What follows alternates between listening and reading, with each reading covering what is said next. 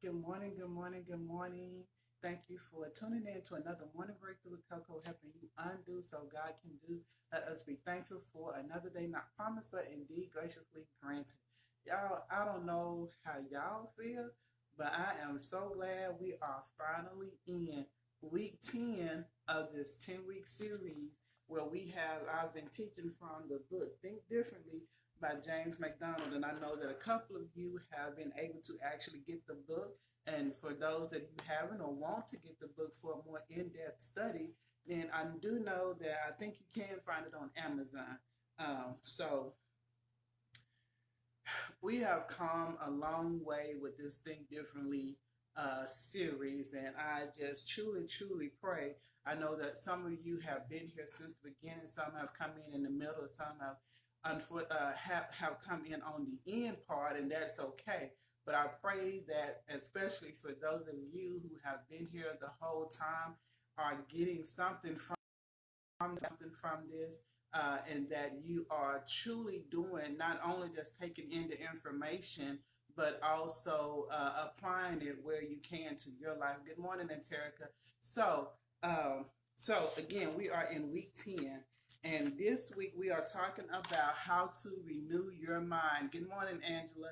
So we know that we have talked about all the different strongholds. We have talked about going toe to toe with God, and we've acknowledged some things, but now we want to know, okay, I know this is where I have a problem, but now how can I renew our mind? And we actually won't really get into that until tomorrow. Uh, Today we're actually going to talk about the benefit of confessed weakness. But I want to start us off. So, you know that we have been coming from 2 Corinthians 10 3 through 6. But this morning, he gives us another passage coming from Ephesians 4:17 through 24, that shares this. Now, this I say and testify in the Lord, that you must no longer walk as the Gentiles do in the futility of their minds. They are darkened in their understanding, alienated from the life of God because of the ignorance that is in them due to their hardness of the heart. They have become callous and have given themselves up to sensuality, greedy to practice every kind of impurity, but that is not the way you learned Christ, assuming that you have heard about him and were taught in him as the truth is in Jesus, to put off your old self, which belongs to your former manner of life and is corrupt through deceitful desires, and to be renewed in the spirit of your minds, and to put on the new self, created after the likeness of God in true righteousness and holiness. And as we've been talking about, that we have to allow ourselves to think differently. One of the things that he doesn't really talk about much that I've also shared is that in thinking differently, it also requires us to change our belief systems. When we change what we believe, then that's when a change comes in our thought process, which leads to a change in our actions and in the words that we speak and our actions as well. So, over the last 9 weeks, we've covered, or this book covers, three major steps. We've talked about two, and he shares, this last week gets into the third step. And the first step was discovering the source of the stronghold. So we talked about our temperaments and our dispositions, or our personality traits that were meant for good, but circumstances, life happened, people that taught us, people that were guardians over us, and just things that we've been taught and exposed to in our life experiences have distorted some of those things, character traits, into where they become strongholds, so to speak, where maybe he put it in you to be this loving, caring, giving person, or he put in you to be a leader, he put in you to be where you can take control of a room or could take control of a situation, but because of life or the enemy has turned that around in such a way where now you're taking control over things, but that's caused you to disconnect from God, where you don't seek Him for how to make certain decisions. Or again, so we talked about the different strongholds from family dysfunctions, and we all talked about the stronghold of bad decision making.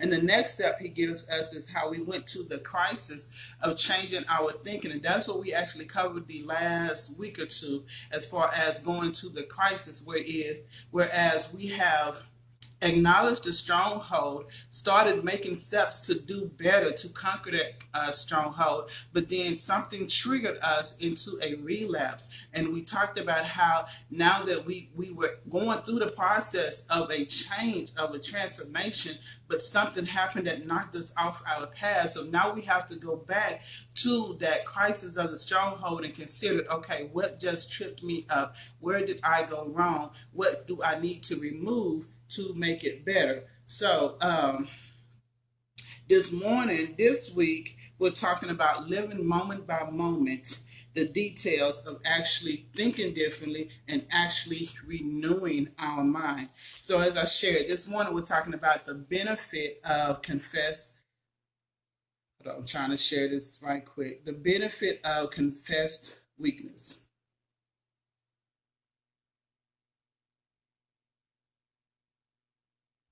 Okay, so he opens up with, so we know we've been talking about Jacob for most of this series. This morning we're going to look at someone a little bit different, because again, we're talking about the benefit of confessed weakness, and you'll see where that comes into play in renewing our mind. So this morning we actually go to Hebrews 11:11, where we're reminded about Sarah. And it reads, by faith, Sarah herself received power to conceive, even when she was past the age, since she considered him faithful who had promised. Two things here. If you go back to Genesis 16, you read where God, 15 and 16, you read where God was telling Abraham that he would be the father of many nations. And, you know, he is in his, I think, late 90s maybe, or something like that. But he's at such an age where he's not in a childbearing age.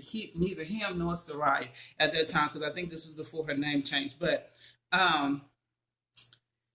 they initially believed, but it took so long. Sarah came up with the idea for Abraham to sleep with her maidservant Hagar, which caused jealousy, which caused a child to be born that was not part of God's plan. So one of the things that we have to consider, so it talks about how she considered him faithful, but this was after, you know, she had the doubt and made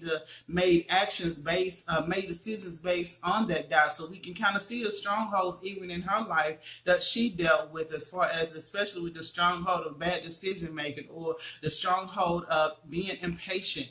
And a lot of times we have to realize on our journey, some of us, we have this because we've been so independent in a lot of things in most of our life, because that's how many of us have been taught. It's not easy to always admit where we are weak. And that is it's not just about confessing, but it's like, okay, Lord, I realize that I am weak in this area, and we have to give it over to him. That is how that's where our thinking begins to change, by acknowledging that, okay, Lord, I'm not as ready as I thought I was going to be. Because a lot of times, remember, I shared this last week, how we are wondering why things are not manifesting in our life, or why things are not coming to fruition. And it's mostly because we're not ready for it, or it's not ready for us. But when it comes to we're not ready for it, then that's what we have to realize. Okay, Lord, I thought I was ready for this. And sometimes he will allow it to come because we prayed so much for it, and we get what the prodigal son get. He wanted his blessings prematurely before his father was even dead, and he got it and he wasted it. And a lot of times unfortunately, God will allow us to experience some things prematurely because we have asked for it, and we feel that we're ready for it, only to find out that we're really not. So it's okay that we're not ready for some things, but that's where, if we are honest about it and say, okay, Lord, I thought I was ready for this, but I'm not. I thought I was ready for this relationship, but I'm really not. I need you to work on some more things in me. I thought I was ready for a promotion, but Lord, I realized that my leadership skills are not at the best. I thought I was ready for this business, but I realized that I still need to work on my level of self-discipline. So again, it is okay to acknowledge where you are weak so God can continue to work in and through you. He wants the best for you. He wants you to have the right relationship. He wants you to prosper in your career. He wants you to be the best leader that you can be. But we have to acknowledge where maybe our thinking skills, maybe our belief system is not on point as it should be. So it's like, okay, Lord, I need you to do some more work in me before I get there so I don't mess this up. We do not want to cause a delay in the plans that God has for us. But we find out that even when we are not at our best, even when we act on our own premonitions or our own understanding, God is loving and forgiving and merciful. Because even though Sarah stepped out of line and had her husband sleep with her maidservant, he still blessed them with a child that he wanted them to have that would bring forth the lineage to Jesus, his son. So one of the things he mentions, because it talks about how she considered him faithful. So he shares that faith is believing in the word of God and acting up on it, no matter how I feel, because God promises a good result, which leads us to another point in today's topic. God oftentimes asks us to do things, or he tells us or he will show us what his promise is for us or what his plan is for us. But what a lot of us are not willing to do, or we will say, so with this whole thinking differently, a lot of people many of us have the excuse, well, that's just how I am. That's how I've always thought. I'm not going to change because that's just how I've been. That's just who I am. And really what we're saying is it's hard for me to stop thinking this way and start thinking another way. It's hard for me to stop thinking the wrong way and start thinking the right way. And a lot of times what we don't realize why most people say it's hard is because they simply don't want to do it. They don't want to right their wrongs. They want to keep living the way that they're living. They're content with where they are. And then for other people, when we say it is hard for us to think differently because it's inconvenient. Because guess what? Thinking differently means oftentimes putting others before you, being the bigger person. It means not spending money where you used to. It means not eating food or going out to eat when you used to. It means not picking up that bottle or looking at that site, or it means not going out to cheat on your spouse. It means being honest and allowing your truth to come forth instead of lying. So it means a whole lot of different things where basically it's exposing your weakness, and a lot of people are not ready to deal with that. And that's why some people feel that it is hard to start thinking differently, or hard to change their mindset or change their belief system, because again, they're comfortable where they are and they don't know what's to come when they start changing. A lot of things change when you think differently, because it does require you to be more self-disciplined and to be more responsible. Another thing, one of the things that I wrote too is how thinking differently, or hold on, let me find where I'm at.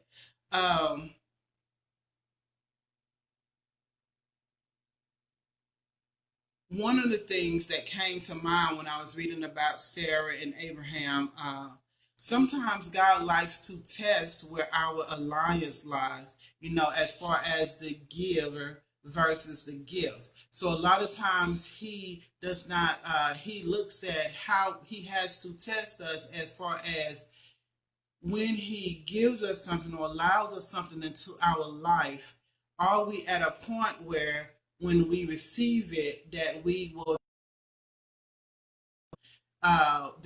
not start obsessing over the gift or the whatever it is that he's given us over him. So that's something else to keep in mind always. Also, and I'm really forgetting why I wrote that. I wrote that for a reason. Um,